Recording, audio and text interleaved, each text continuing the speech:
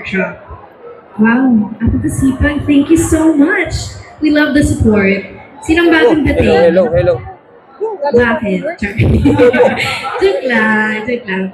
So again, we are going to be having a raffle for all of the attendees at any workshop today and tomorrow. So if you haven't confirmed your attendance, go ahead and you guys will get a chance to win a Hiniso 30L Ang hindi ko dry makita yung puti. cabinet. So make sure Hindi ko you confirm malasa your attendance, nalagay. guys. Wala. And nakapagkape na lahat. Yung ganito na. Kinakabahan na lahat. Char. Alright, perfect.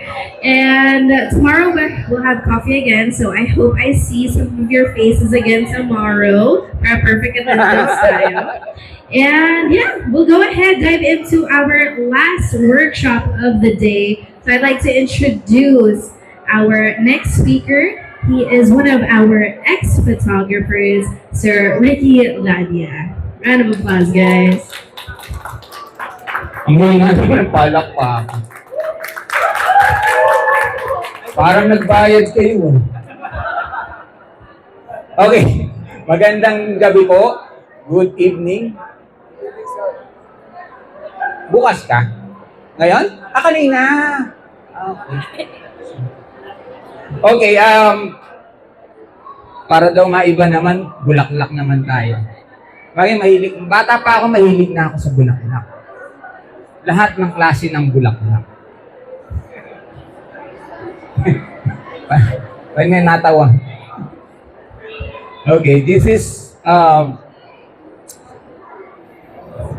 kasi nung nag-uumpisa ako, nag-start ako ng photography ko sa Baguio. Hindi pa uso nun yung panagbenga. So, ibig sabihin, noon pa, marami ng flowers sa Baguio. So, isa yan sa start na pinag-practicean ko. Landscape, yung mga flowers, flora sa Baguio. Yan yung start ng photography ko. Wait, ayaw niya. Hello? Naghang. Yan. Abot ko ba? Yun. Okay. Naghang lang. Angat mo na lang kayo. Yan. Okay, these florals up close. So basically, ituturo ko yung mga basic ng pagkuha ng macro ng mga flowers. Hindi yung puro buo lang lagi. Diba? Ito, single flowers, tapos dun tayo sa mga detalye niya. Okay? Ayaw nga talaga.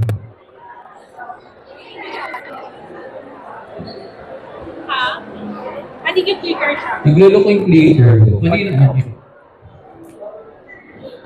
May clicker. Sa mali. Tingnan natin. Okay. Siyempre, ito yung mga basic equipment. Okay? Try ko muna to Okay, so you have the camera, the lens, and the tripod. Yan yung mga basic na kailangan nyo pag mag-macro photography kayo. Hindi pwedeng handheld. Huwag kayong mangarap mag-handheld sa macro photography. Okay? At hindi unless gusto nyo medyo blurred yung kuha nyo, diba? May motion, yan, mag-handheld kayo. Okay? Okay. Featured cameras, the XT5 and the XH2. Gagamitin ko ngayon for today's demo is the XH2. And then, which are all available sa Henry's, by the way. Ayaw mo naman. Yan na lang. Oh. Gusto yan, nawawala. Gusto ko naka-update.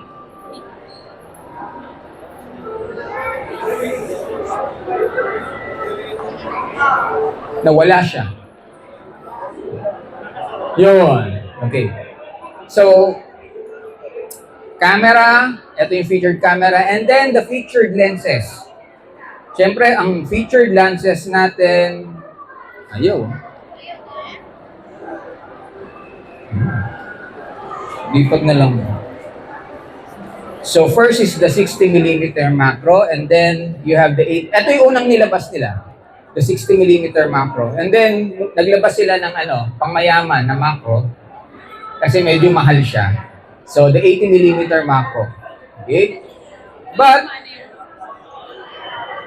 kung wala kayong masyadong budget, pwede na yung 60mm macro.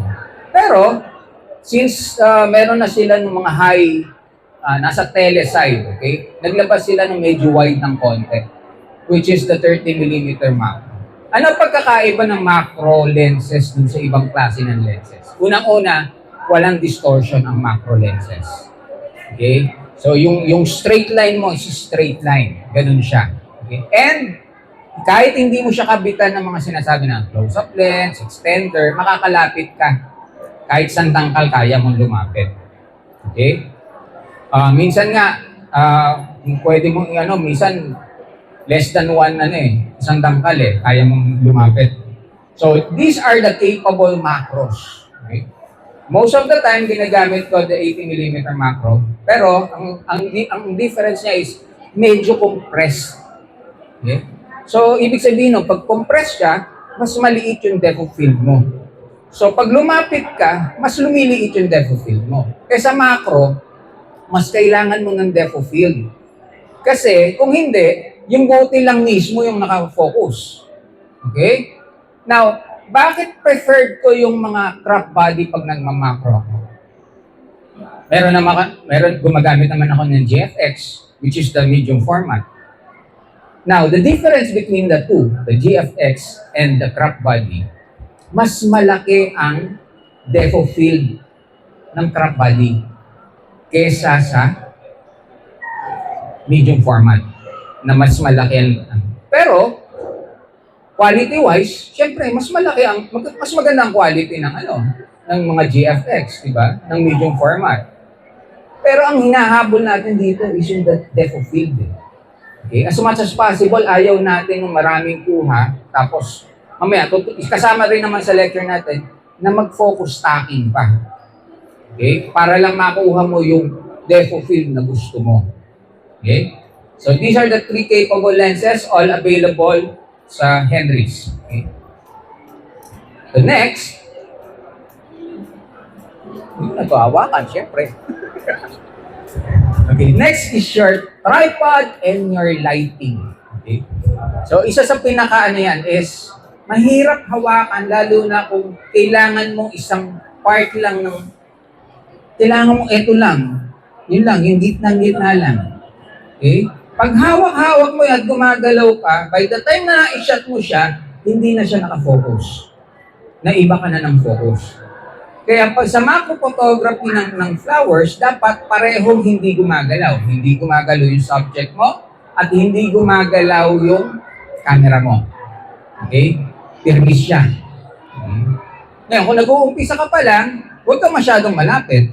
Medyo malayo ka muna para kahit gumagalaw siya, mauuli mo siya, masasama siya dun sa frame mo.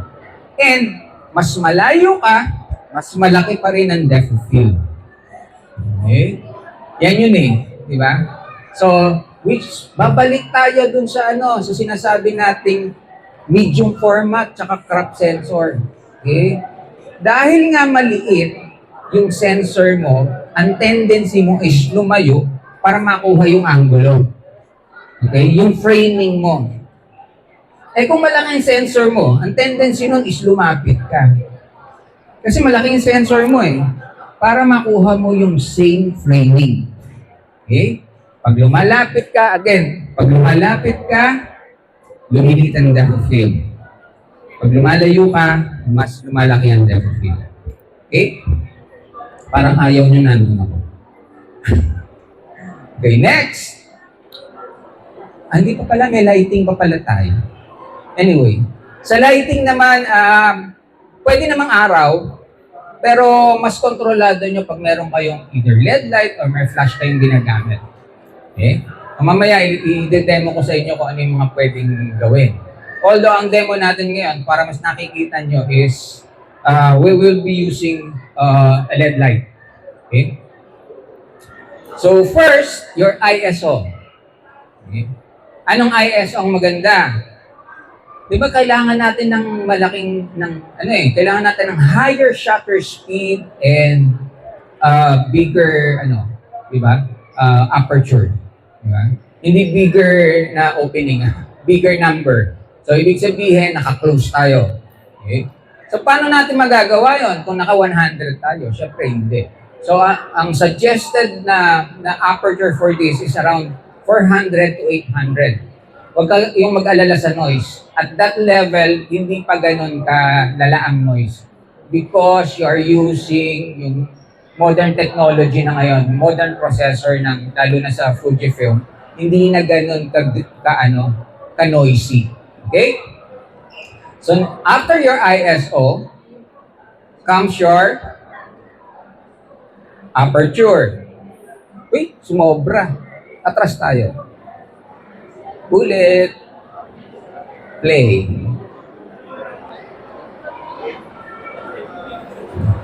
Isa-isa lang kasi pin. Okay. Next. Yan.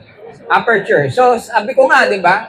Higher ISO, pero hindi sobrang mataas ha. Kasi ayaw pa rin natin ng noise. Di ba? Mas kitang-kita yung noise kasi nga lapit natin sa subject natin eh. Lalo na kung may shadow area tayo. Actually, yung noise nasa shadow area talaga siya. Wala siya doon sa highlight area. Okay? Aperture. Anong aperture? 8 pataas. Okay? Unless gusto mo talagang yun lang. Okay? Yung isang punto lang. Halimbawa, dito, etong part lang na to, yun lang talaga. Gumamit ka ng opening, na malaking opening, malaking open. Kumbaga, maliit na number. Okay? So, sa aperture, 8 pataas is suggested. Again, suggested. Hindi rule yun, ha? Walang rule sa photography, maliban sa rule of thirds. It's an art, so you can do whatever you want. Okay? There are perimeters na tinatawag. So, there are suggestions na binibigay ng mga photographers, pero hindi sinasabing yun na yun. Okay? Nasa sa inyo pa rin, nasa creativity nyo pa rin yan. Okay, the next is, anong shutter speed? Since ayaw nga natin ng may galaw, the higher the shutter speed, better. Okay? Ngayon, kung gumagamit kayo ng flash, medyo meron kayong konting kasi pag nag-flash ka, medyo na-fish ng konti yung action, yung motion, di ba? So kahit na nandun lang sa X-sync na tinatawag, kahit wala kang high-speed sync na tinatawag, makukuha mo yung gusto mong sharpness. Okay? And then, yan, sa focus. Ito yung malaking problema eh. Minsan yung iba, mag-ano sila, mag-focus sila gagamitin nila yung AF. Okay? Sa akin, hindi ko sinasuggest yung AF. I am suggesting na mag-manual focus kayo. Okay? That's why meron akong railing.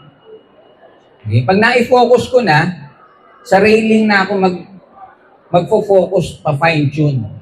Okay? So kasi, lumalapit yan, lumalayo. So, mas ma-fine-tune mo pag may rail kang ganito kung nagmamako ka. Okay? And then for the white balance, huwag nyo nang pahirapan sa sarili nyo. Kung Kelvin kayo, 53 to 5600. Kung hindi naman, yun lang daylight. Yung araw na yun na yun, okay na yun. Huwag na yung, huwag na kayo mag-math. Huwag ng numbers, okay? Okay. Ay, bumalik kami. Sige. Mahaba na mga oras natin. Mga hanggang alas 10 pa na magsasara yata ito eh. Ayan na. Game na. Okay na. Okay na. Next na tayo. Ayan. Macro photographic tips. Okay. First, okay. Maghanap kayo ng perfect subject. Okay? Dalawa lang yan eh. Either hindi siya, sira-sira siya, o perfect siya. Ganun lang. Wag yung pipiliin yung median. Halimbawa, namili kayo ng bulaklak. Okay? Pumili kayo ng bulaklak na maayos yung petals, walang masyadong, di ba, meron yan. Ang tawag namin doon, susugat eh. May sugat yung mga petals. So, piliin nyo na agad. Ito, ang ganda nito. Yan. Tama yung colors. Yan. At yung babagay kung ano yung nasa isip nyo. Halimbawa, di ba? ano tayo mag-shoot tayo, pero dapat alam na natin kung ano yung shoot natin. Hindi to tayo manghuhula. Walang hula-hula, wala dapat tsamba-tsamba, tinatawag. Okay?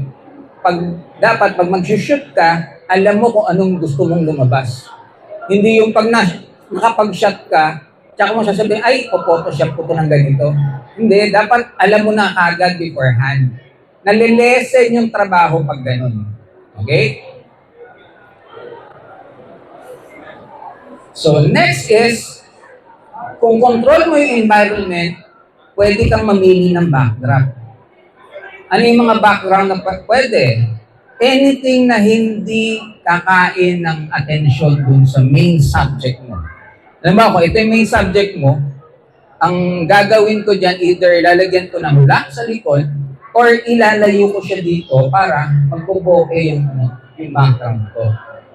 Pero sisiguraduhin ko na hindi aagaw ng attention yung background dun sa subject ko.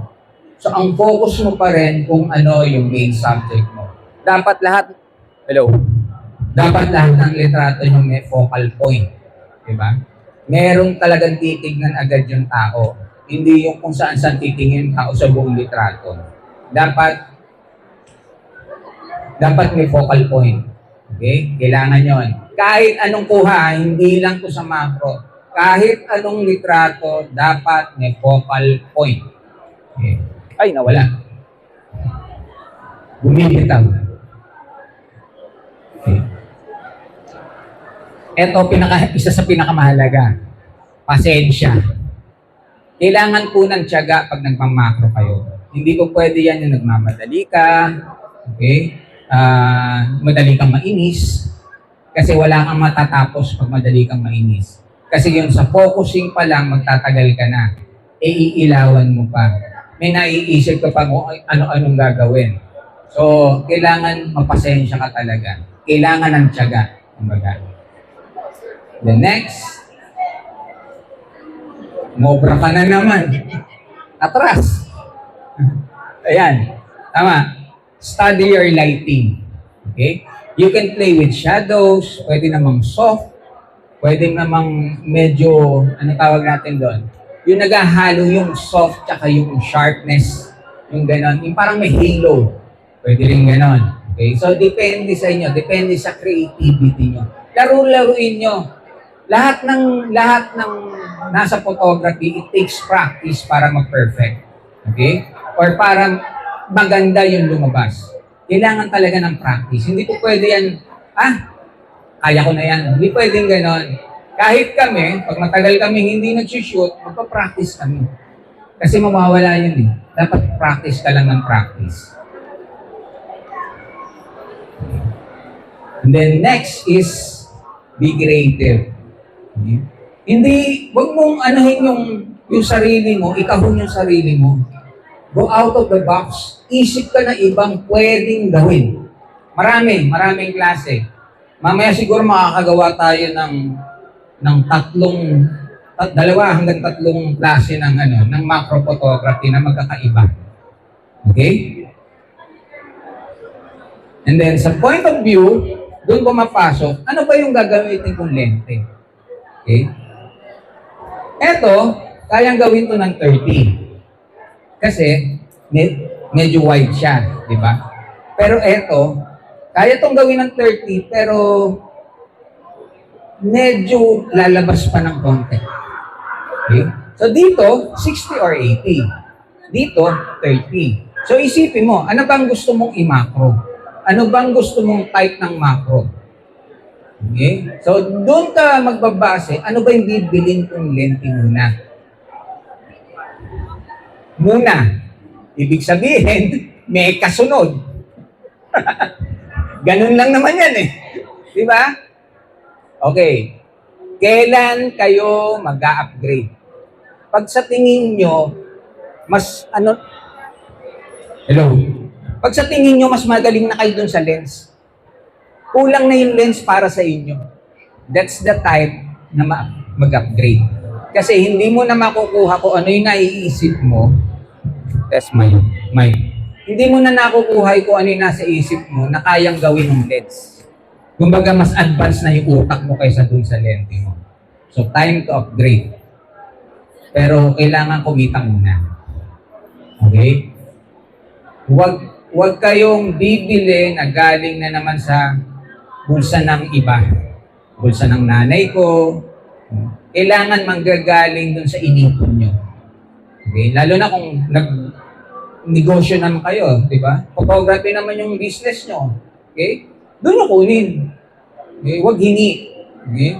Kumbaga, pakikitain nyo yung gamit, saka kayo bibili. Kita ng gamit, bili. Okay? Ito na ngayon. Move closer. Ito yung sinasabi ko na mahirap siyang i-focus ng handheld. Kailangan talaga either you have this rail and you have this tripod. Yun lang talaga yun. Okay? You have the tripod, okay pa rin. You have the rail, much better. Okay? Yun ang kaanahan niyan. Kasi konting galaw mo. Ito yung sinasabi namin sugat. Kaya ito yung nilagay kong picture para makita nyo na kung pipili kayo, iwasan nyo yung may ganito. Yan. Pwede naman yan sa Photoshop. Tool lang naman yan eh. Pero still, added trabaho yon. As much as possible, gawin nyo na ng tama doon sa kuha pa lang. Kesa i-correct nyo pa. Kung hindi naman kailangan i-correct, huwag i-correct. Kung kailangan i-correct, tsaka nyo lang i-correct. Kung kaya nyo i-correct doon na mismo sa shoot, i-correct na sa shoot. Okay? Okay. So, how do you extend the depth field? Ito na yung tinatawag nating focus stacking. Kasi kahit anong ganda ng lente nyo, okay, hindi niyan kakayanin yun. Mula dito hanggang dito, di ba ito to? Mula dito hanggang dito, nakafocus. Imposibleng mangyari yun. Okay? Unless lalayo ka, nandito ka. Tapos kakrap mo na lang. Yun, pwede yun.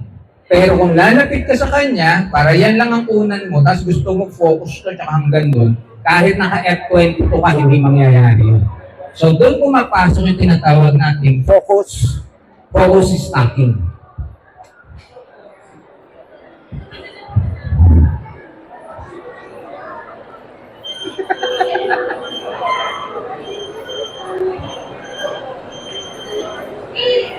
Okay, sa focus stacking, series of shots siya na pare-pareho.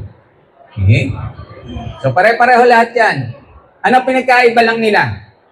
Pareho yan ng pareho yan ng framing, pareho yan ng exposure. Ano ang pinagkaiba? Nasaan yung focus? Okay? Yung unang shot mo, andito yung focus. Yung huling shot mo, nandito na sa dulo yung focus. Okay? Kumbaga, naka-focus yan, umaandar yung focus mo hanggang sa huli. Okay? Fujifilm ang isa sa nag-introduce na una, ngayon marami ng kamerang pwede yun na meron siyang focus bracketing na tinatawag. Ibig sabihin, hindi ko na imang-manual. Kukunan ko to. Ang ilalagay ko lang sa kanya, next slide. Hindi ko na kailangan i-manual. Okay? Mapapansin yan, no? Focus dito and then focus dun sa dulo. Now, paano natin ginagawa? So, hindi ko na minanual yan eh. Okay? Ang ginagawa lang namin dyan, yan, para lang makita nyo ng mas malapitan kung nasaan yung focus.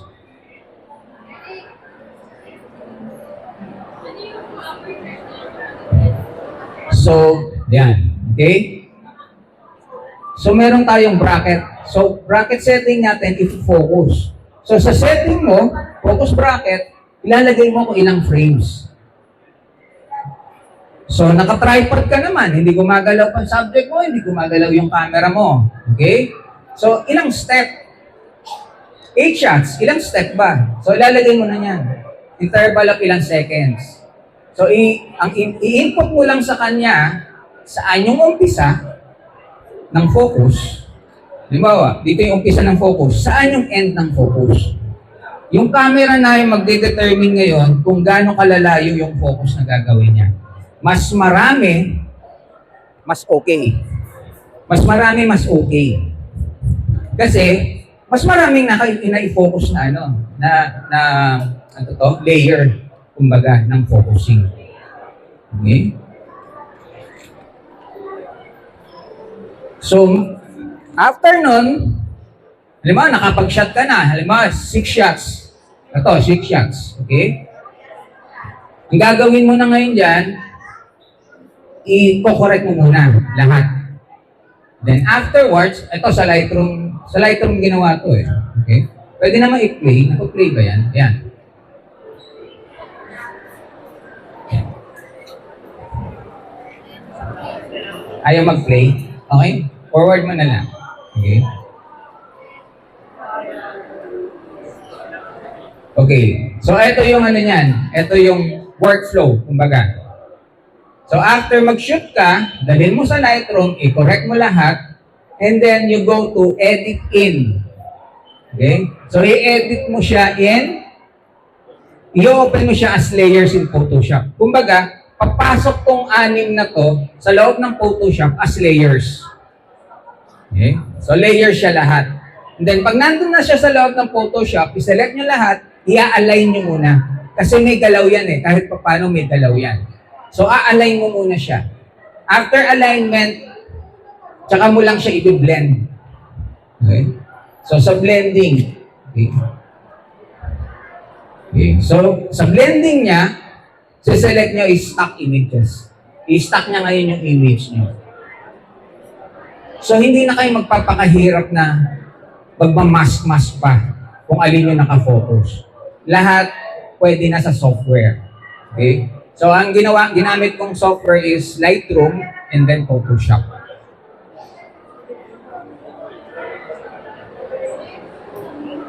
So, yan yun. Okay? Nakafocus siya dito, nakafocus siya. Di ba? Mas malawak na yung naging focus. Okay? May question? Yes. Hindi po ba ng tripod para ramp yun? Hindi to kaya ng handheld. Kasi pag nag-handheld ka and then you take several shots, may galaw yun. Mahirap i-align. Kailangan talaga naka-tripod tapos hindi gumagalaw din yung subject. Walang hangin. So kung tinatamaan ng aircon, wow, naka-aircon. Electric fan, kung tinatamaan siya, patayin nyo muna yung electric fan para walang galaw. Okay? Question. Question. Yeah. Kung yung camera ng body ko kasi wala pang yung focus bracketing. So, ano yun? Palagyan natin? Paano natin? Ano siya? Talagang Oo, isa-isa. Oo. Ang gagawin mo is, kunan mo muna yung harap, tapos sunod-sunod lang yan. Igalaw mo lang yung focus mo hanggang sa makarating ka dun sa dulo. Pero bawat galaw mo ng focus shot, galaw ng focus shot. Sabi ko nga, mas marami, mas okay. So, paggamit ng gano'n, parang sa, para hindi siya gumalaw, iba Yung camera nyo, kaya yan merong timer na 2 seconds. Okay? Kaya may 2-second timer yan eh. Because of that. Para hindi mo na kailangan ng ano. Di ba? Kaya hindi 10 seconds. Pag 10 seconds, kung marami kang time, di 10 seconds gawin mo. Di ba? Ano yung ilaw na ginagamit ng mga Ilaw? Sa ilaw kasi, meron yung usual na ginagamit na ilaw is yung dalawa na nasa lens eh. Di ba? Pero pwedeng wala yun. Pwede kang merong isang ilaw ka lang, tapos patatamaan mo. Actually, mas dramatic yung nagiging dating pag ganun. Kasi yung dalawang ilaw na nandun sa lens mo, minsan flat ang nagiging ilaw. So, mas maganda kung may isang ilaw, kahit isa lang, patatamaan mo. Oo. And, yun nga, sabi ko, kailangan either, depende kung ano yung gusto mo, hard lighting ba o soft lighting. So, magdidepende sa yon. Ngayon, kung kailangan mo yung shadow area mag-open ng konti, kailangan mo lang ng reflector. That's it. Okay. Do you recommend using electronic shot? Bihira akong gumawa ng electronic shutter. Oh, mas ano ako sa mechanical shutter. Kasi may limitations ang electronic shutter. Oh. Para hindi na humirap ang buhay ko, mechanical shutter na lang. Yes, sir. Pwedeng flash, pwedeng, wala lang akong dalang flash, pero pwede ko namang ng LED light. Ipaliwanag ng LED light. Meron lang, ang kaibahan niya, may konting increase ng sharpness pag may flash ka. Kasi na-freeze niya yung action. Yung motion pala. Okay? Anymore? Yes. Anong pagkakaiba kung sa may nakikita kasi ako? 1:2, 1:4, yung ratio niya ng macro. Kung gaano ka siya magiging kalapit, ano yung ratio ng twice ba nung natural? Ganun yung layo. Kaya kung 1:1, as is. Kumbaga, mas malapit ka kung 1:1. Yun lang yan. Pero yung, sir, yung default ng yung ideal, yun yung 1:1. Mas maganda nga kung mas malapit ka eh. Pero ang gagamit ka na doon ng extension. Extension tube. Again, ang ginagamit ko is extension tube, hindi close-up filter. What's the difference between extension tube and close-up filter? Sa extension tube, kahit hindi macro yung lens mo, makakalapit ka. Kaya lang, limitado. Hindi katulad pag naka-macro ka, tapos nilagyan mo pa ng extension tube, makakalayo-lapit ka pa rin. Sa kasi, sa extension tube, halimbawa, kung 50mm, nilagyan ko ng extension tube, very limited lang yung mailalapit ko. Hindi ko siya mailalayo ng gusto. Hanggang dun lang yun. Yun yung difference. Now, ano yung difference na extension tube, and close-up filter? Sa close-up filter, may vignette dun sa gilid. Kasi, convex, siya, di ba? Lens. May paganoon siya. So, yung gitna lang nun ang talagang nakafocus. Yung mga sides nun, medyo blurred. Ayaw natin nun. Unless gusto. Kasi madaling gawin yun. Okay? Ang mahirap, lahat ng corners mo, sharp. Yun, mahirap. Lahat nito, etong tatlong lente na to, pag ikinuha mo ng macro at flat surface, sharp lahat ng edges niya. Okay? Wala yung vignette na tinatawag. Hindi nagsasoft yung gilid. Yung mga gilid, hindi nagsasoft. Basta flat, Any more? Question? Wala na? Alright. Okay, demo tayo. Demo. Alright, we'll go ahead and proceed with the live demo shoot. Demo. Hello. Yan, demo. Demo makikita to sa ibang, ibang workshop. Dito lang. Kaya demo tayo. Okay?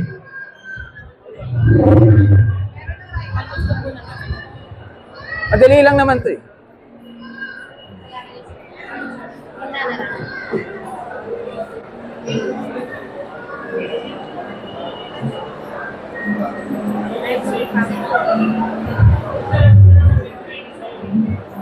Nakakahiyang galawin.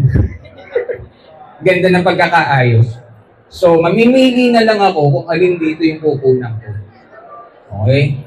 So, una natin is, hanap tayo ng maganda. Yan. Para tayong namimili. Kunyari, namimili tayo ng bulaklak sa labas. Okay. So, ito, maganda to. Hindi lang maganda, madali pa. Yan. Okay? Okay. Kung gusto nyong sharp lahat, kunan yung dead center. Pero kung gusto nyong may part na sharp, may part na hindi sharp, medyo gumilid kayo ng konti. Okay? Now, para saan to? Ito yung medyo pabukas. Kasi ang ginagamit namin talaga is the numbered na diffusion paper. Yun yung talagang standard na ginagamit sa pelikula, sa photography. Pero kung wala kayong makita, National Bookstore lang po, tracing paper. Ano magagawa ng tracing paper? Iso-soften niya yung light. Kung wala kayong softbox, tracing paper, pwede. Okay? Yan. Okay? So, kung kulang pa sa sharpness, halimbawa kulang pa sa sharpness, di doblihin nyo. Kung sobra kung sa diffusion, doblihin nyo. Kung hindi, pwede naman isa-isa lang. Okay?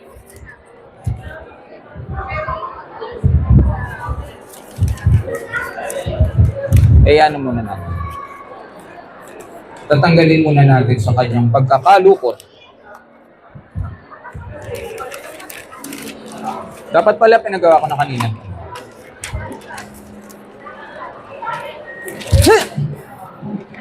Ayaw. Anong kailangan ko? Para lang kumanis.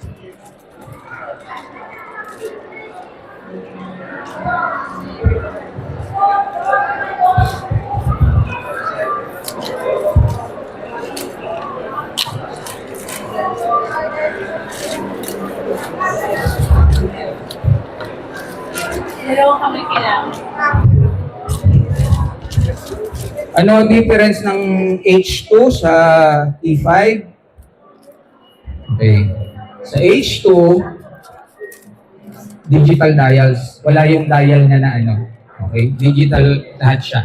And, ang kagandahan nito, mas mabilis ang kanyang memory card. Mas mahal nga lang. Diba? Yan. CF Express. Siyempre, SanDisk. Yan. Okay. So, yan yung setup. Okay. So, para pumunta doon,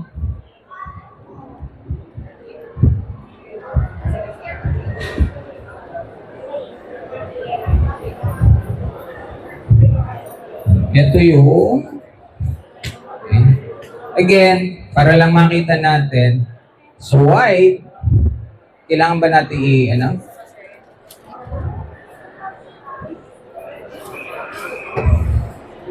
para lang makita nila? Ayaw.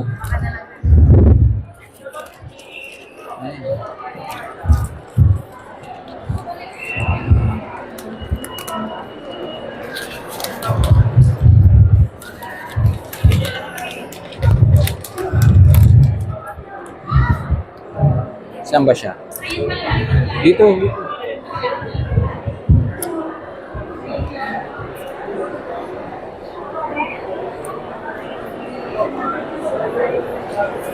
Meron?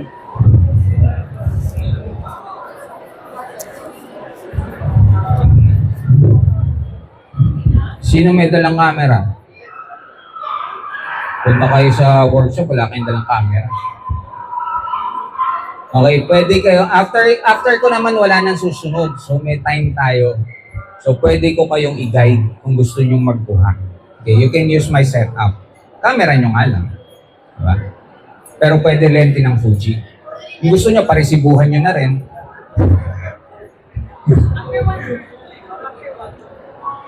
Siguro pwede. Capture.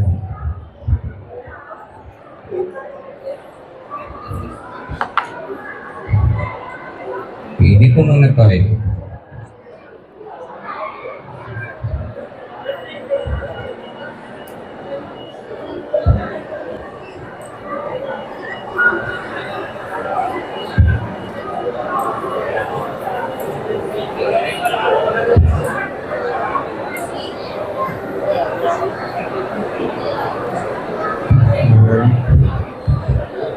Wait lang ah.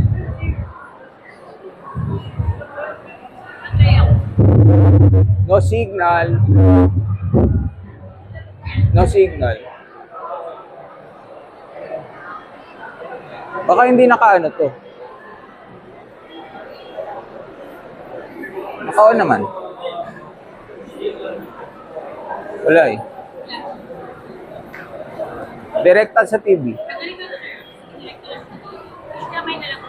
Okay.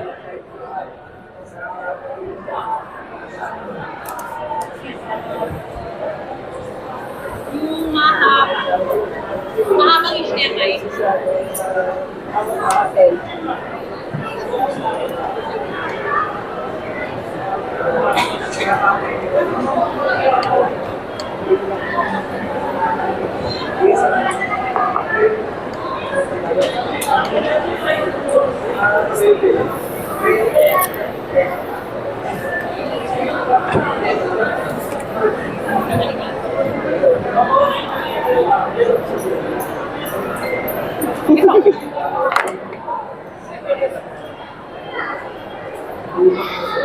MC.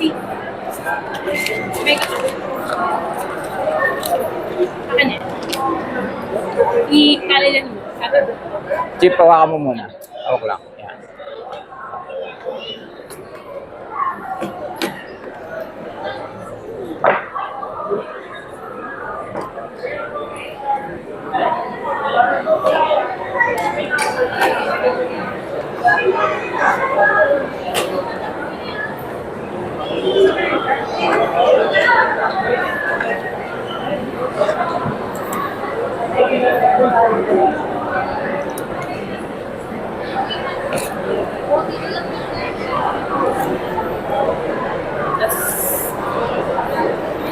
Yun, oh.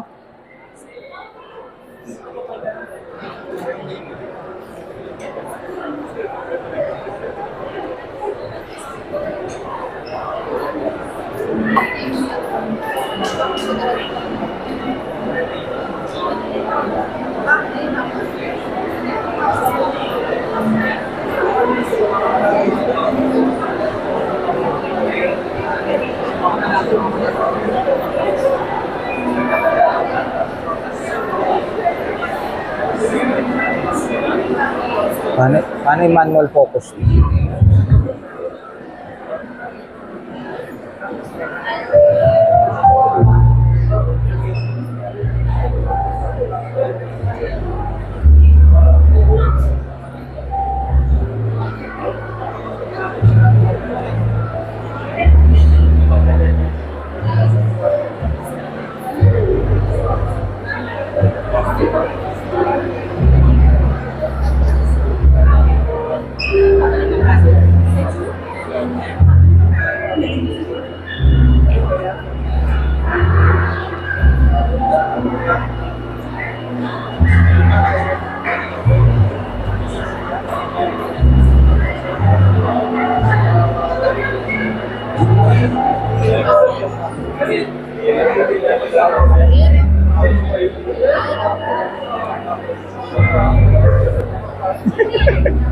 Ba talaga?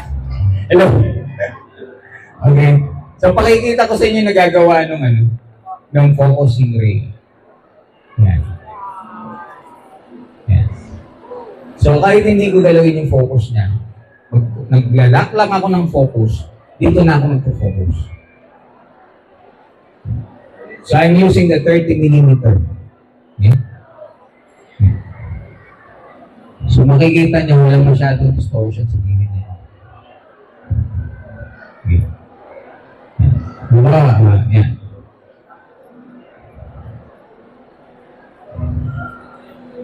So, mapapansin niyo, F11 na ako. At 640, ISO 640. So, gawin natin Gawin natin 800. Yan.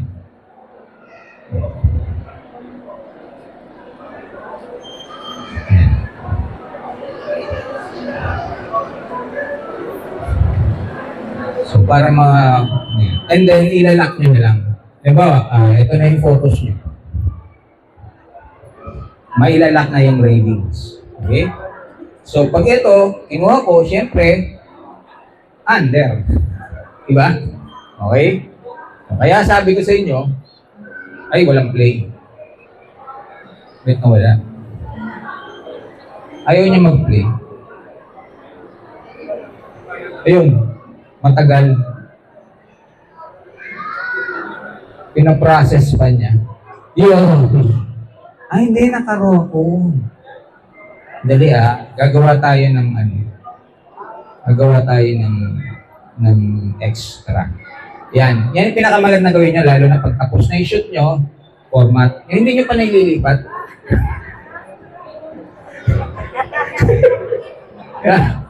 Para Kung gusto nyong humirap ang buhay nyo, madimanda kayo, ganun gawin nyo. Okay? O, challenging na, di ba? Hindi na boring. Di ba? Kung bored kayo sa life nyo, ganun gawin nyo. Okay? So, ayan, naka-manual focus tayo, and then image quality.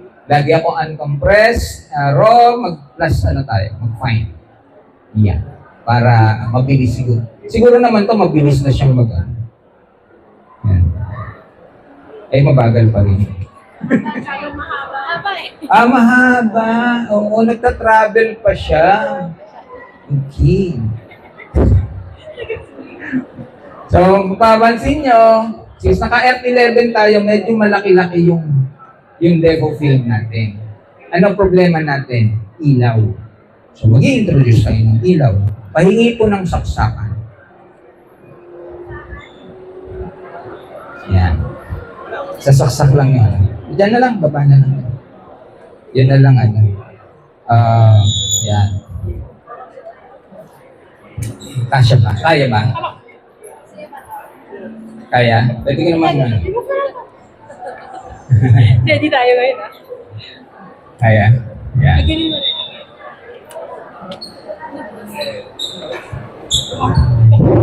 Wala eh. Magkano yung yung 30? Macro?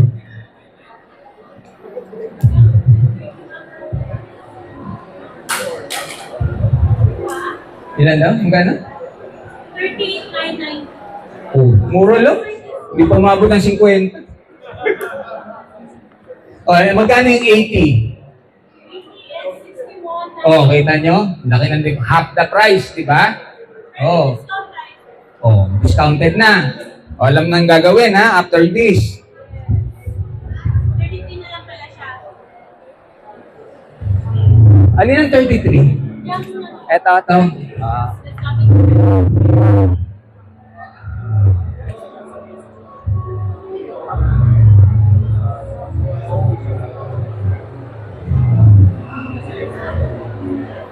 Tapos sabihin niya, sir, anong composition maganda? Eh di, mag-rule of thirds ka. Kung wala, tignan mo lang kung ano yung maganda para sa'yo. Yun na yun.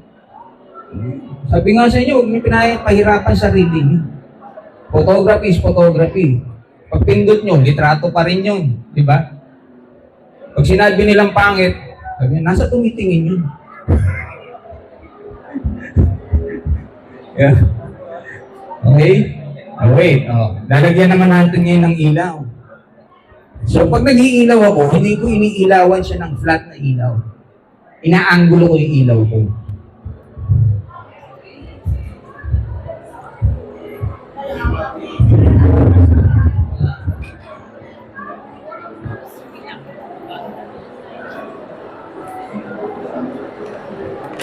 Baba na nga natin para hindi siya.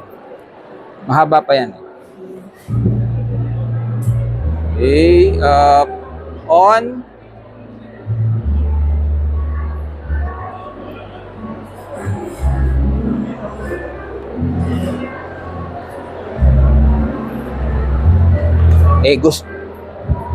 Gusto ko medyo tama ng araw.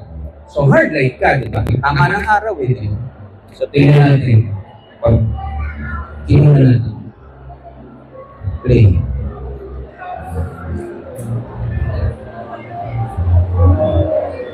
Diba? Para ako nasa labas lang eh, no? Diba? Okay? Sharp. Medyo over. So, under natin ng konti. So, kung 11, close pa tayo, mga 40. Yan. Day. Naka 40% lang ilaw ko. Diba? Pwede na, no? Pwede na akong photographer. Yeah. So, ano kaibahan pag meron tayong kasi palagi nawa kayo. Thank you. So, pag meron yan,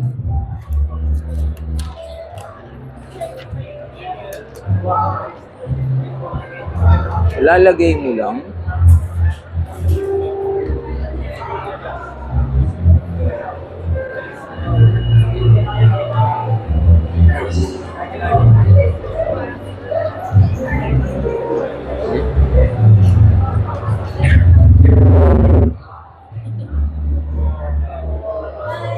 Diba, mas softer na ngayon yung...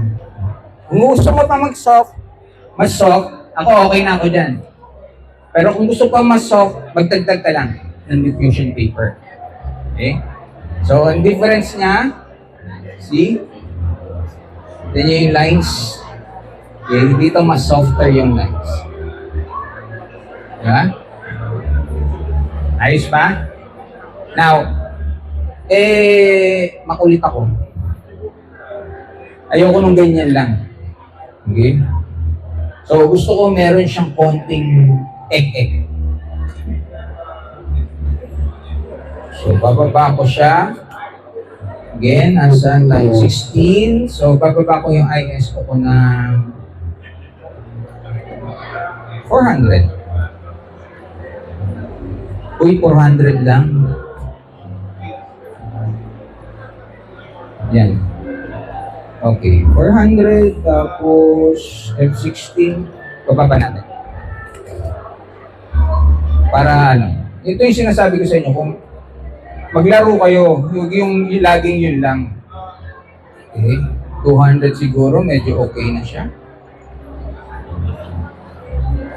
Yan. So,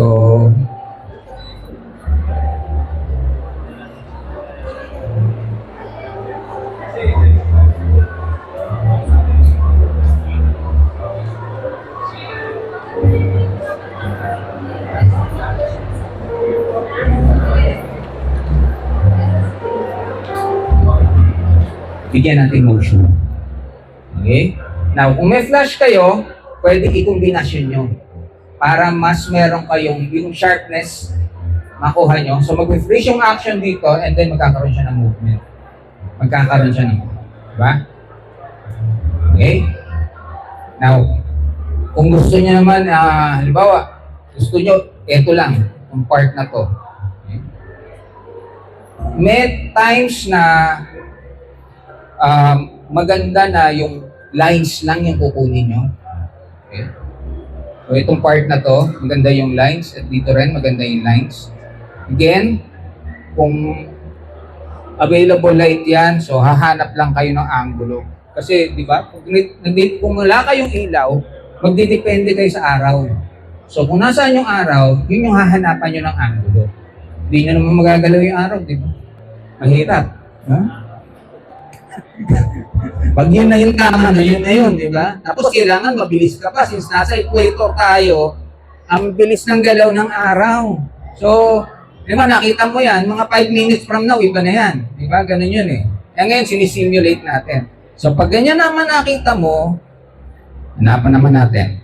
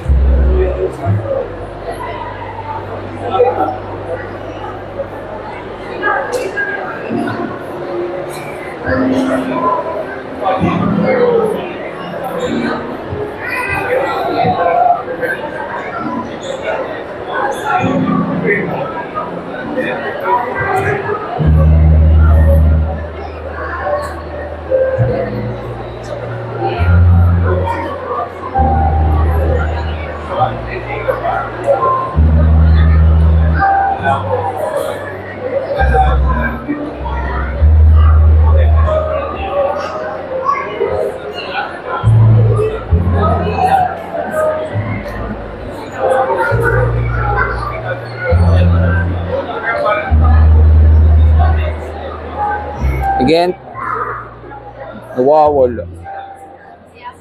Yeah. Again, pag yung kanina pinakita ko yung normal and then ngayon naman yung sumunod sa kanya is yung merong motion. Okay? Eto, ganun din pero more on highlights and shadows naman yung hanapin natin. Okay? So again, tatas natin yung ISO natin kasi hindi niya kaya yan. So balik tayo sa 800. Okay. Tapos taas natin yung ating shutter speed. Again, para wala siyang galaw. Just click Q, go to timer, and then shut. Okay. Gumagalaw yung sahig, so which means hindi kayo pwedeng gumalaw.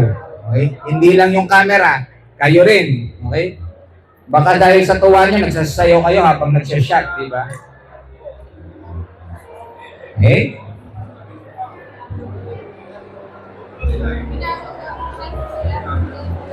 Ayan, di ba? Natural yung tama ng ilaw. Yun yung hinahanap natin, yung natural na tama ng ilaw. Hindi naman kailangan laging soft yung ilaw eh. Portraits, oo, di ba? Pero pag nagmamakro ka, minsan kailangan mo ng extra sharpness. Yung extra sharpness na yon, lalo na yan, di ba? Yan o, hanggang dito kaya niya. Na kung magpo-focus stacking ako, focus ko dito, tapos i-ray ko yan, hanggang sa makuha ko lahat ng focus niya. Yun yung i-stack ko. Okay? So next, medyo bored ako. Maghahanap ulit ako, babalik ako doon sa pula.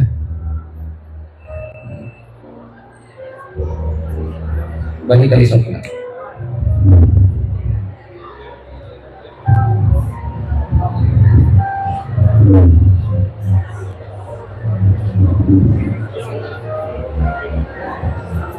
Ano ba yan?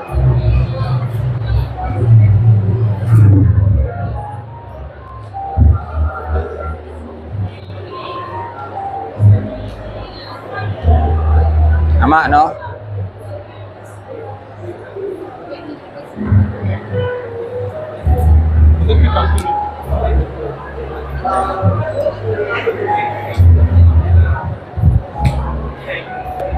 Gusto ko may hamog-hamog. Diba? Ito lang yun, pag hamog-hamog. Kesa mag-antay ngayong umaga, diba? Para magkahamog yung tinukunan niyo. Hamog lang yun. Huwag kayong mag-alala kung mababasahan to, whether seal po siya. Tatakpan ko lang itong butas dito.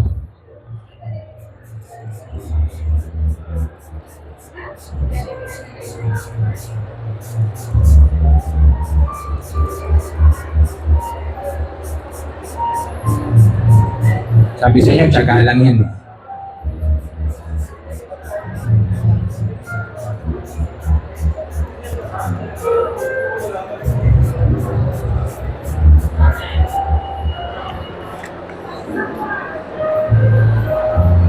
Again.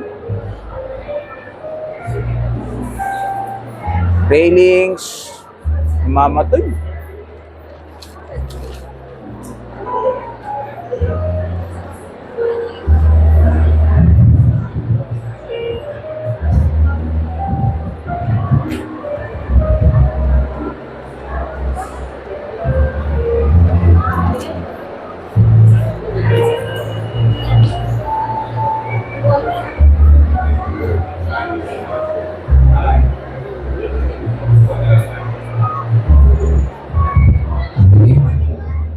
And then, take a shot.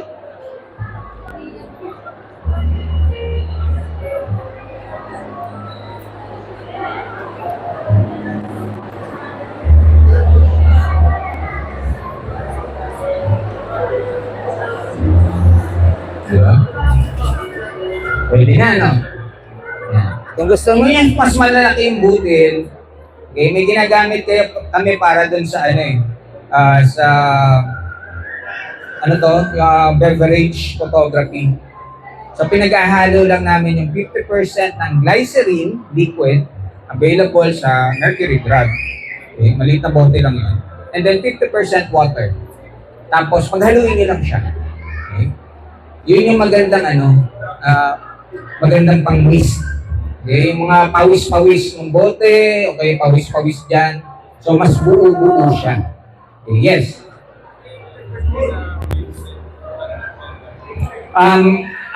Most of the time kasi hindi ako nag-film sim kasi I shoot roll. Yung sa JPEG lang kasi pwede yung film sim, okay? But I'm using Capture One. Sa Capture One, which is Fujifilm yung ginagamit ko, meron siyang film simulation. So doon, nakaroko, pwede ako mamili ng simulation doon. Not on camera. Now, if I'm using it JPEG, pwede. Saka ka lang mag-film sim pag JPEG. Okay? But I'm using RAW. Since I'm using RAW, hindi ako nag-film sim. Usually, naka-standard na lagi yung ano ko, naka-Provia. Doon na lagi siya. And then, ang white balance ko is yung daylight. That's it. Okay? Any more questions? Yes?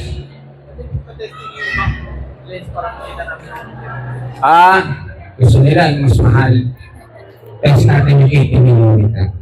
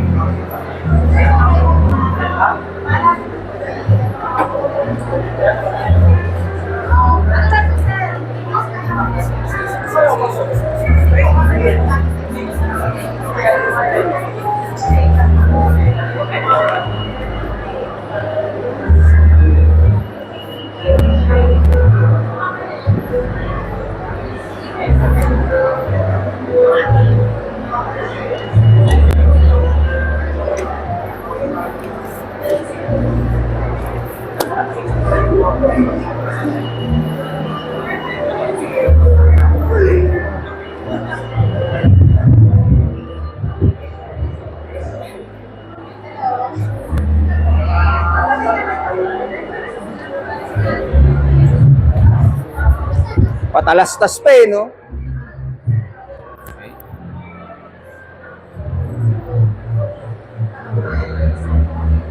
Saan ako?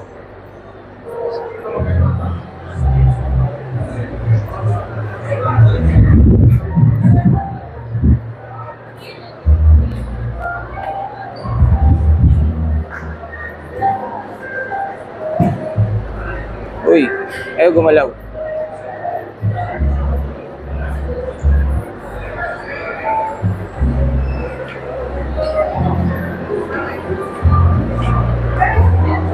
Ay, mag-focus. Hindi. Nakagilid na yung camera ko pala.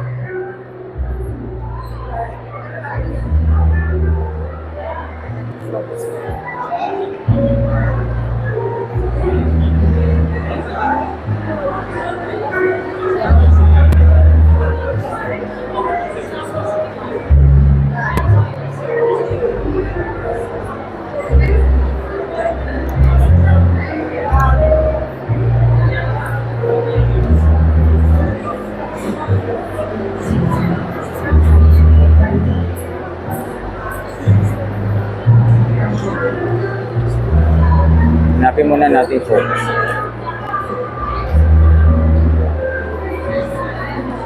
Kunin muna natin.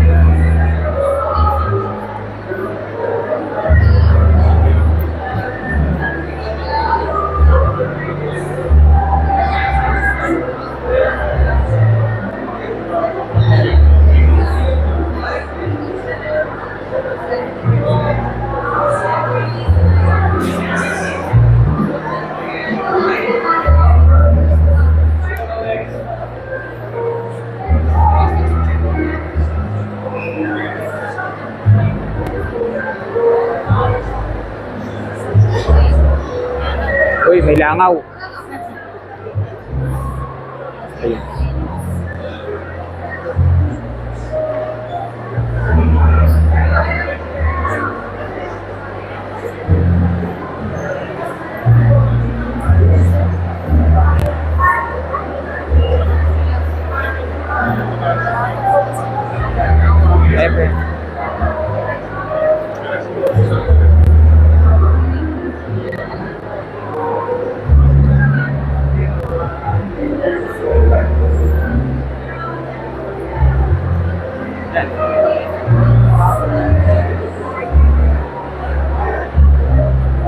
Q.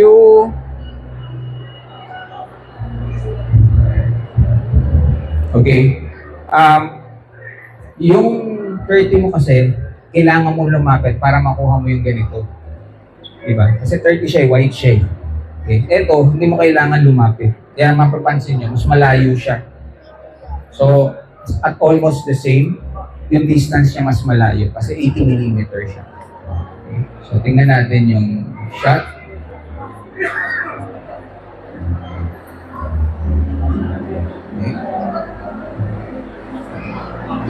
Okay. Over ako ng konti. Under natin. Okay.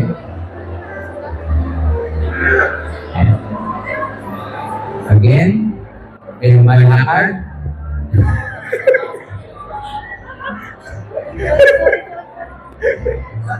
Ayan. Okay. Pero yung sharpness niya, iba. Iba yung sharpness niya. Kaysa dun sa pero, entry level, pwede na kayo mag-start sa 30 or sa 60. Okay? Kasi, this is a lot expensive. Pero, value for money to.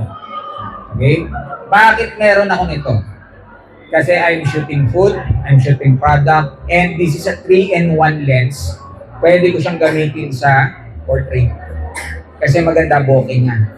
Since flat din. Lahat ng macro kasi flat eh. Flat yan. So maliit ang ano yan. So maganda bokeh niyan. Maliit siya. Manipis kumbaga. Hindi katulad ng ibang lente pag ginamit mo. At same hindi makukuha yung bokeh na nakukuha nito. This is almost yung mga 85 na bokeh at the same aperture. Okay, this is 2.8. Yung kalaban nito is mga 1 point something, di ba? Almost the same yung bokeh niya. So, kung mag-invest kayo at nagpo-portrait kayo, go for this lens. Okay, maganda siyang investment. Ito, bawi-bawi na sa akin. Malaki na kinita nitong 20. Okay.